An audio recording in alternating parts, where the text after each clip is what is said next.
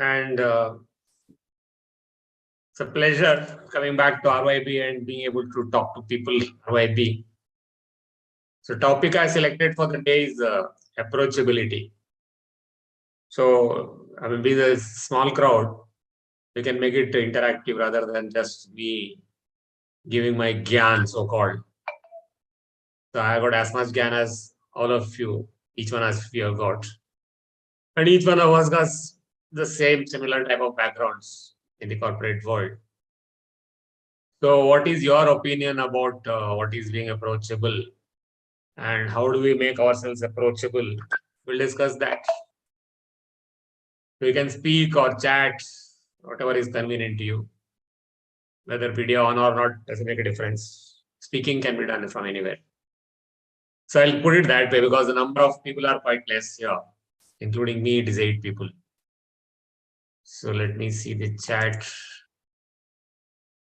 Suprabhat, that is Tanya ji. Okay, anybody else put in the chat or you can speak. I'm going to be here till 7:45. I'm going to be there at 8 o'clock, but the session will stop at 7:45 and then we'll discuss further also. So what is the meaning of approachability? And how do I make ourselves approachable? Yeah. Sir, it is for the other person how easily they can communicate to us. Correct. And it depends on how we communicate to them. Yes. Does someone feel like coming to me? Yes. Or he or she gets intimidated by the way we look, by the way we speak, by the way we dress ourselves, by the way we enclose ourselves in an office. So is it intimidating them? Then they will never come to us. Simple example, I don't know, what is your experience? Whenever I have to go and ask some question in the railway inquiry counter, I feel I should avoid it. I'll rather find the internet or from the board which is there, other than going to the place which is meant to be there to help you. How many of you have got similar experience? Yes. Yes, sir. All help desk in government offices like RTO offices, RTO offices, register office, this thing, municipal offices, sir. PMTC, Kempegowda bus station. I once went to ask where is that platform for the Jalhalli bus. So I was staying in Jalhalli that time. He gave me such a bad look that I felt sorry that I had to ask this question because you don't even know where is Jalhalli and you don't know where is the Jalhalli platform. So they are not meant to be like that, but maybe because of the routine job they are doing with no motivation, they tend to become very, very unapproachable. We should not be that. That is the reason I've chosen this topic. This topic has not just come out of the blue.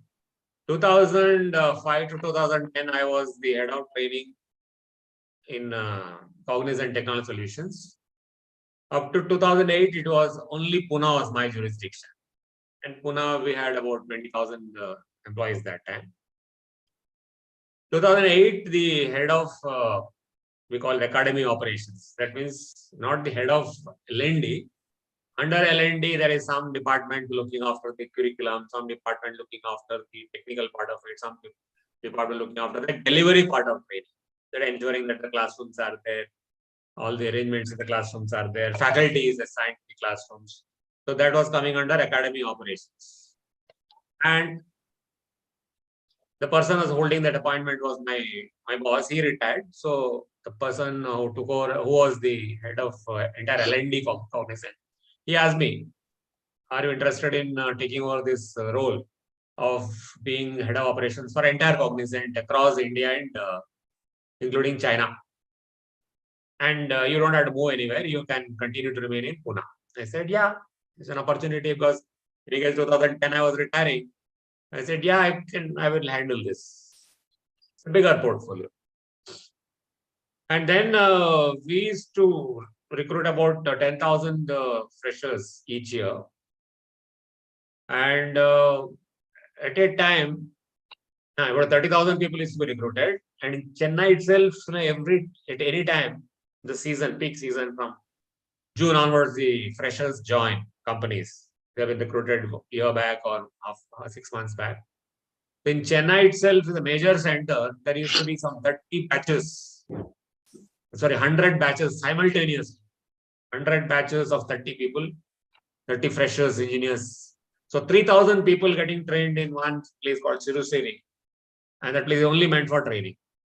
And to handle these freshers who are fresh from college, full of that student energy, and not very good discipline in the corporate because they are just yet to join projects where the discipline starts coming. Satya will know about all these things. But freshers are like monkeys. A lot of untapped energy is there. So each class had one coordinator, MBA, type of person. And I got a report from the Chennai office saying that there are some of these, there are 30 of them, but out of this, about 4 people are very, very rude to the trainees. They don't solve any problems. They start showing their power because they are also fresh MBAs, maybe with 2 or 3 years experience. And suddenly the power coming over 30 engineers fresh from the college under their custody, they felt that they could do anything. So my boss told me, you have to sort it out. And how you sort it out? Your thing. I'll give full support. You do whatever you want. You want to remove them? I have no problem. We can terminate them also. Now, how do I terminate them on hearsay? And what are the parameters for terminating? For terminating is easy. All you have to tell them, come and sign your resignation. That's all. IT companies, you don't have to do any legal proceedings as such. But then I needed some objective methodology. So I made a questionnaire. Those days there are no Google Forms, etc. It was there or not, but I didn't know about Google Forms. I made a mail and the subject line, I have to write, I made some parameters like how is their communication, how is their problem solving ability, how is their listening capability, how comfortable you feel like approaching them.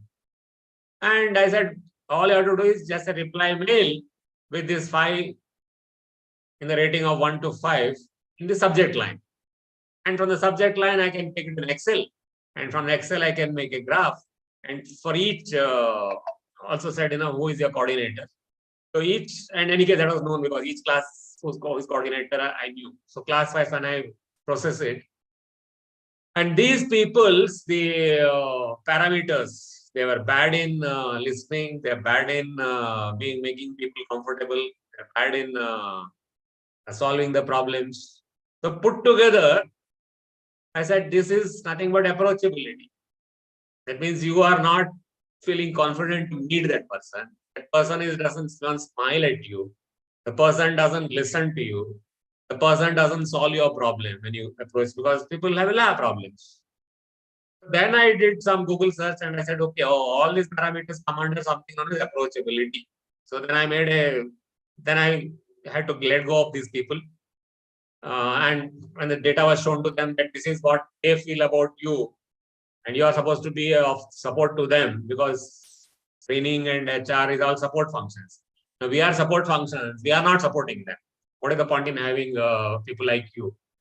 So some of them are transferred to other departments. Some people who did not want to go to other department, they said we will quit.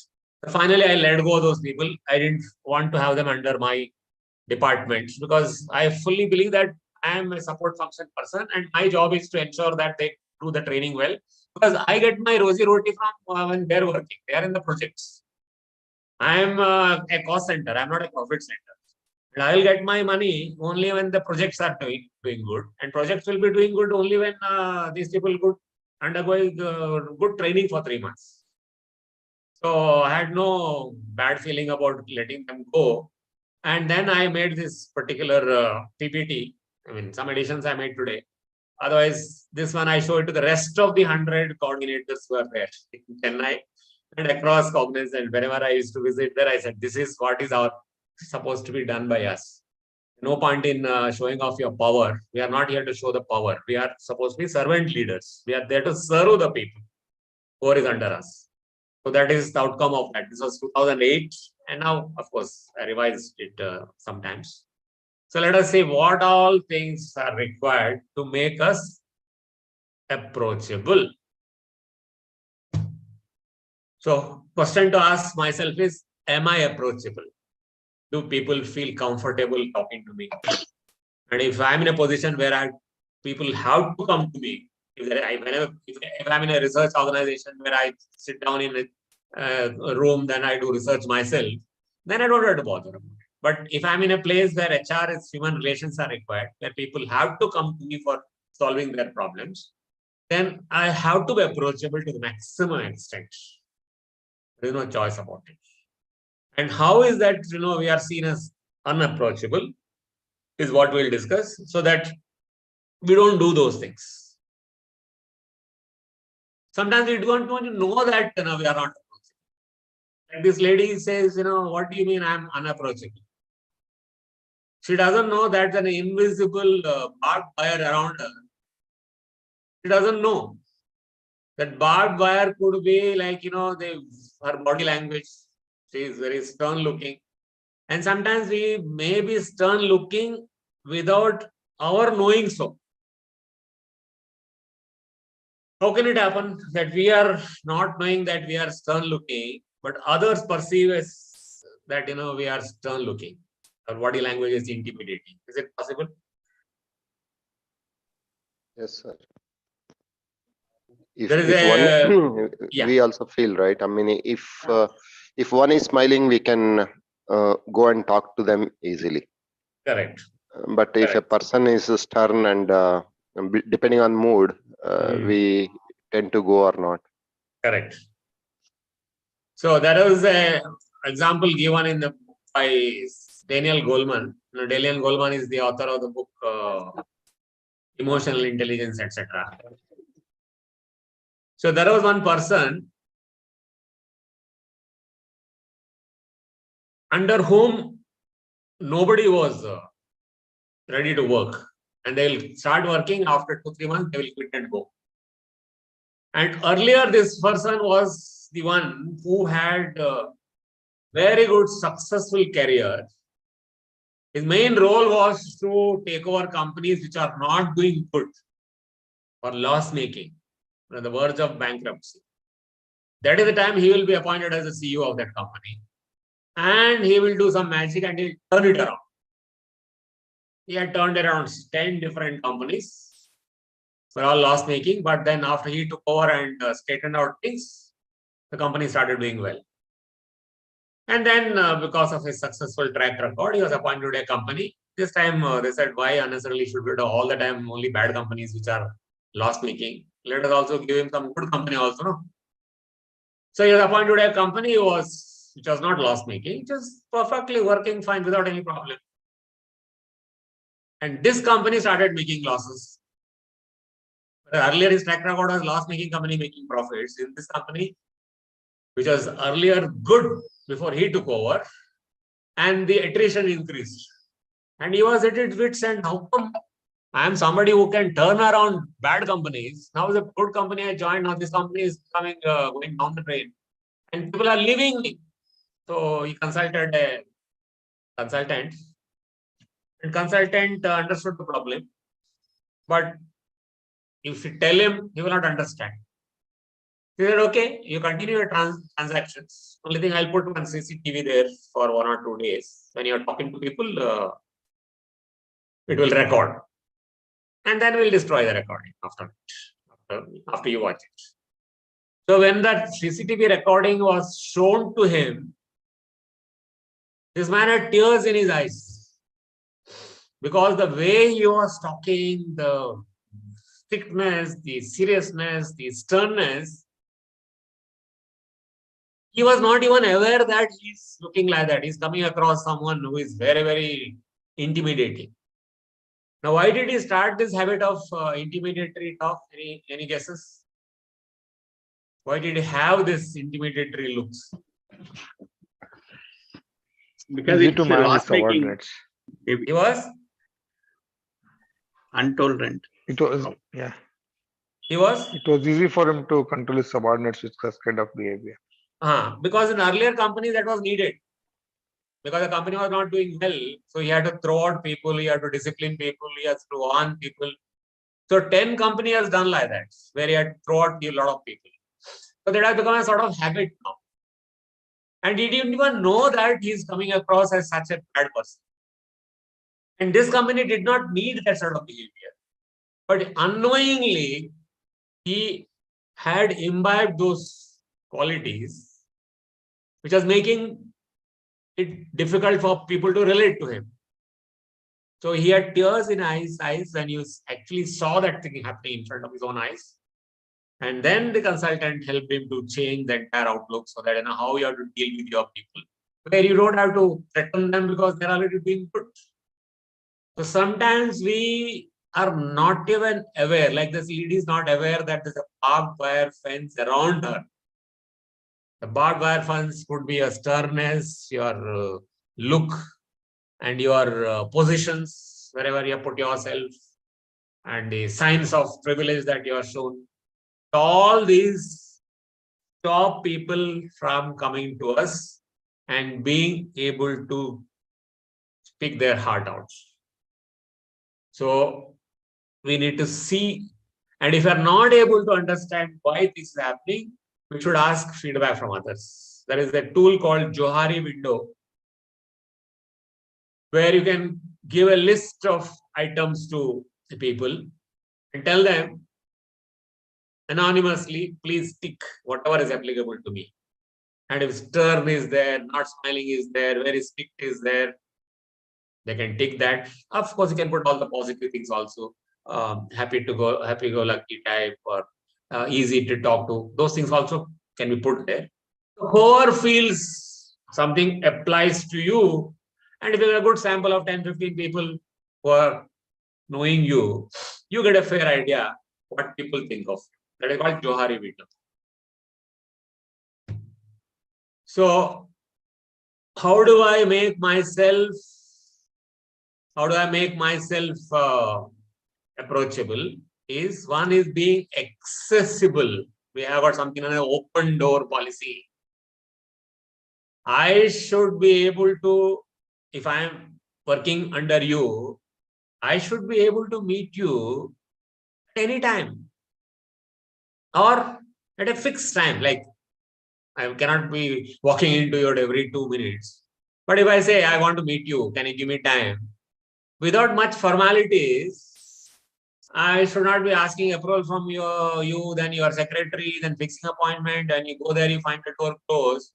That is not being accessible.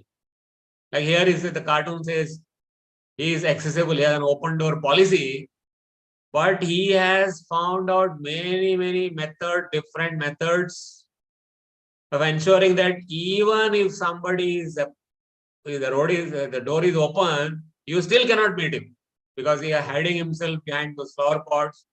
He has removed those chair and put in front somewhere else near the door. So since he initiated an open door policy, he's found other ways to make himself unapproachable.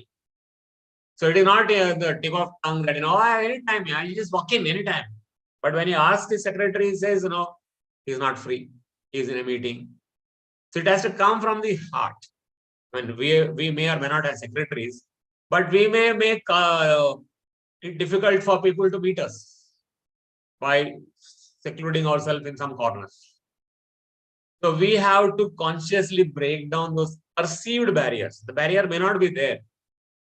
But if that person, like here, the barrier is, barbed wire is not there, but other person thinks there is a barrier.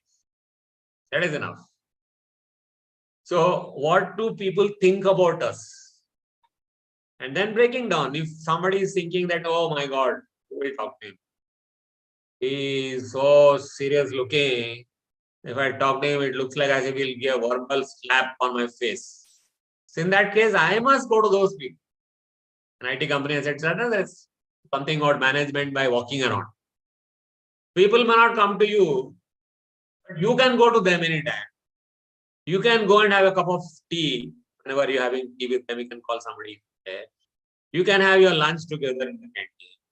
We're actually breaking down the barriers. I used to do that often the last 5 years. 5 years I was in Cognizant. All lunches were together. And each one is to share the dabbas and finish lunch in half an hour or 15 minutes. And then have gupshup for the next 45 minutes because 1 to 2 was the lunch break. So any problems between the team members also is sorted there itself. And it is such a terrific time we had. And because of that, even works can be passed on to another person. I've become almost redundant, so I spend time teaching rather than managing his everyday day-to-day problems. Because we are breaking down the barriers between the manager and the associates, and also between associates themselves. Appropriate body language. We'll talk about it in the next few slides. As in that right verbal communication, that also we are going to talk. So why is it required? It's required because otherwise we can't build relationship with our colleagues. And without relationship, nothing works. But you had a delegation, and if you don't have good relationships, you may tell something to the colleague, and the colleague will not understand, and the colleague will not, or the team member, will not even have the courage to ask you what exactly is that you want. You'll imagine something and do it according to your imagination, and the work is project is given to you, you find that this is not what you wanted, and there is a communication gap, and he was not feeling comfortable to ask you and clarify that because you are seems as somebody who is not approaching. So trust will not be there in such teams. Ideas will not flow. Who will tell any ideas to me? In a meeting, if I say, okay, what are anybody has got any ideas? Nobody will talk. Because if they say something, you will snub me. Why should I? It is better to keep quiet rather than getting snubbed for an idea. So I'm too scared to. Because I do not know when I speak out, because the idea is great in my mind. But when I speak it out, I don't know how the other person will take it, when the manager will take it. And even with a stupid idea, manager should not ridicule that idea, because in that case, no ideas will flow. But if I am such a person, even without telling that idea is stupid, if my body language shows, or even for a fraction of a second, my face shows this is stupid, next time the person is not going to come out with any ideas. So I must be very, very careful about my own facial expressions. The idea may be stupid this time, but if we stop that, because out of that 100 stupid ideas, maybe one idea will come out correctly. And when you stop this person from speaking, the rest of the people also will close up. They will not open their mouths. The ideas will not flow when the approachability is not there. And therefore, problems will remain. And they will become crisis. So approachability is very much essential if you have to really manage. And this is not rocket science. This is just good human relationships, giving respect to the other person. The Gallup study, which talks about, just look at the graph. Companies where they found that the question, I feel I can approach my manager with any type of question. And those who said 5 out of 5, that means the manager is very, very approachable. And those companies, the engagement level was 54%. And if it is 4, it came down to 24%. People are not really engaged. And 3 means average. Yeah, I can approach a manager with, sometimes yes, sometimes no. An average, only 12%. When it comes down further, it is only 2%. And if you strongly agree, that means my manager is something I will never ask any question to, because I'm too scared of asking questions. I don't know what he will literally mentally eat me up. I do not want to go there. Then the engagement level is hardly 1%. So being approachable ensures that your entire team is actively engaged. 54% plus 46%. So 100% always good. For that, there are other parameter has to be there. It is not just approachability. Company's way of working, company's recognition, and all these patterns will be there. But at least engagement will increase when I'm approachable. So this is within my control. Paying salary and other motivation method is not my control. That is the control of the finance department or the CEO. How much can be paid as incentives or how much salary can be increased. But this is something within me for my team, and it doesn't require any payment. So what are the practical tips? Because Hema has made the poster saying that these are the tips for making ourselves approachable. And these tips can be given without me getting any tips from you people. I mean, financial tips from you people. So these are the tips. One tip is the easiest of the tip, and which everybody is capable of doing, but we don't do, is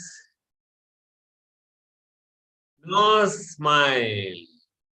We put on such harsh look on our faces that people don't even, and doesn't require anything.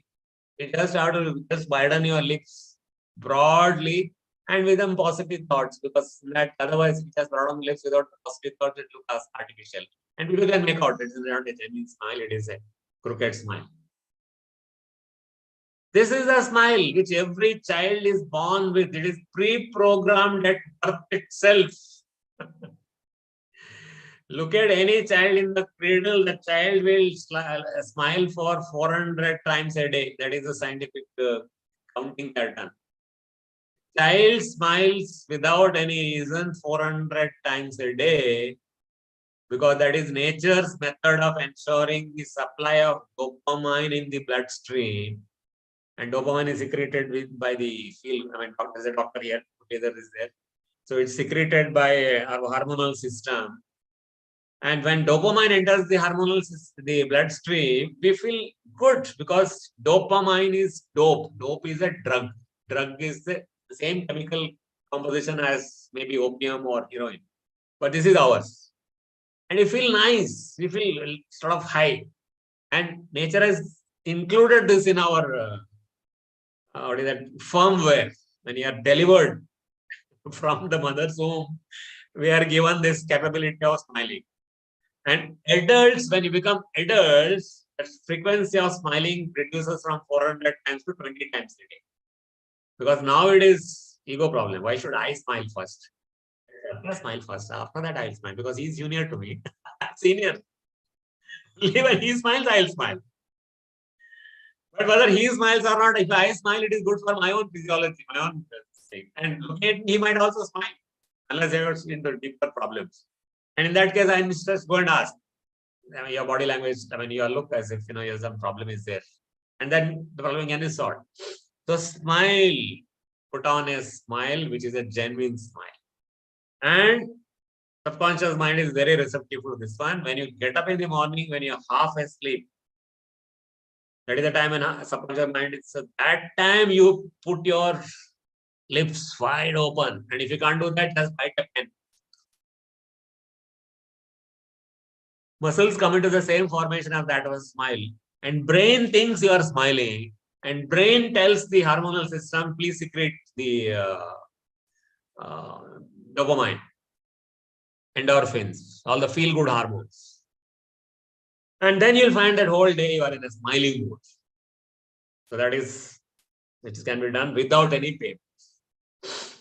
Then body languages like this. You're sitting like this and somebody talking to you. You may be feeling it. Maybe that, I'm feeling cold. My God, it's very cold. I have not brought my sweater.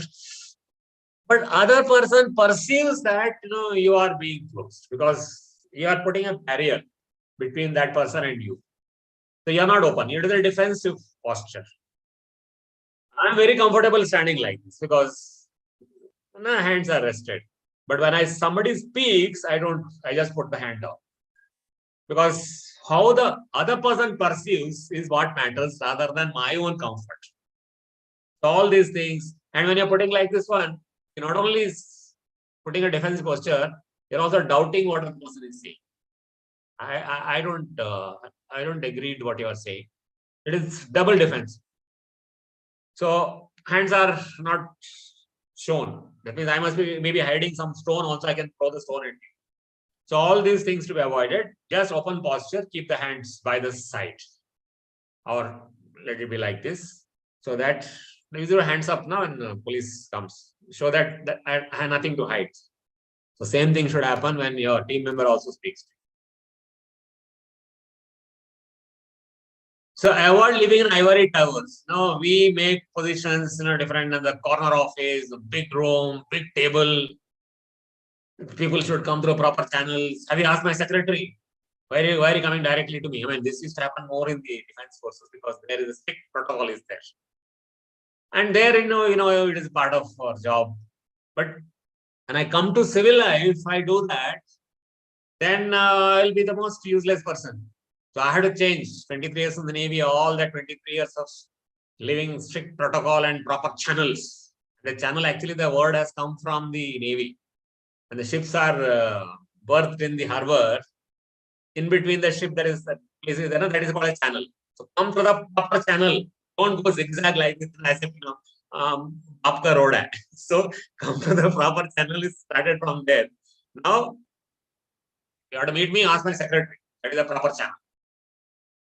But may not be applicable in IT companies or any other manufacturing industry also, because people would like to meet you straight away.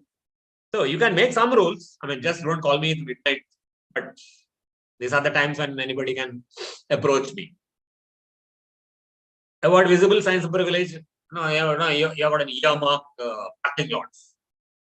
Only your car can be parked. So you are saying that I am different, you are different. I am bigger mortal, you are a lesser mortal. So I may not feel comfortable to talk to you. I saw somewhere in some foreign country, huge parking lot was there. No earmark parking. And whoever comes first will park it farthest. The nearest is also available, but no, he will park it farthest. And somebody will ask him, that car park is available there next to the factory also, no? Why don't you park it there? It is easier to get in. He said, see, I come early. I can park here at a distance and I walk. And I'll still be in time to reach the office. But imagine somebody coming just 1 minute before the opening time. If he doesn't get a parking place there, near the factory, he'll have to park it here and walk. No, it will take probably 5 minutes. So I'm being considerate to the other person who may be late in coming in. I have come early. I got enough parking. I have time to walk. I'll park it away. And being considerate. And then also saying that anybody can park anywhere. There is no earmark parking, etc. So these are the visible signs of privilege. And you're keeping a power distance from this. Now he says, he's saying, I feel a leader should be approachable. How to approach this person? The table is so big.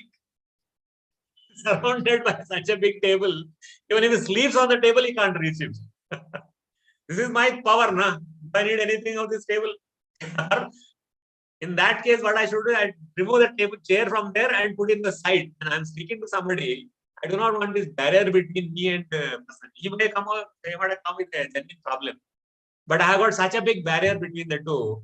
Then how will people comfortable? Though, lip service, I say, every leader should be approachable. Appreciate others' efforts. Like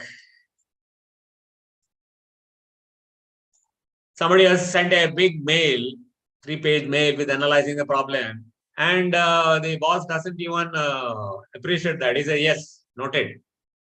I had put so much effort on making that mail and writing such a report, and he says, yeah. And sometimes even doesn't reply whether he has received it or not. So all my effort goes unappreciated. I say, yeah, this person doesn't appreciate things. Because we may be thinking of being too crisp in that. But that being too crisp can be taken as a sign of rudeness. I never do that. We have entire 3 more sessions with me. So I'll stop here. We'll continue this maybe another session because it's already 7:50. So now let us have a discussion rather than me showing slides. But I told you at least 2-3 different things. One is avoid all barriers to communication. Have a good smile. Have a good inviting body language, appreciate other people's efforts. Don't have too crisp communication. Words can be free from your mouth. You don't have it too crisp when there is no crispness needed. You can appreciate people rather than just saying noted. Very good effort. Thank you for this report that you have produced. Is much better off than saying, yeah, noted or agreed. So now forum open to you for next 10 minutes. At one time we had 11 people, including me. Now only 9 people are there. Some people came and went. Milind sir is there. Ramesh sir is there. Ram Singh is there. Ram Singh, long time. Avinash, Satya Sangle and Raman sir. So would like to stop the YouTube live, sir? Would like to stop YouTube live? Stop the recording. Huh? Yeah, I think if possible, I think maybe you can stop, sir. I had to do it. Huh? I had Yes, to do sir. it. Okay. Sorry, sir. Where is it? Records.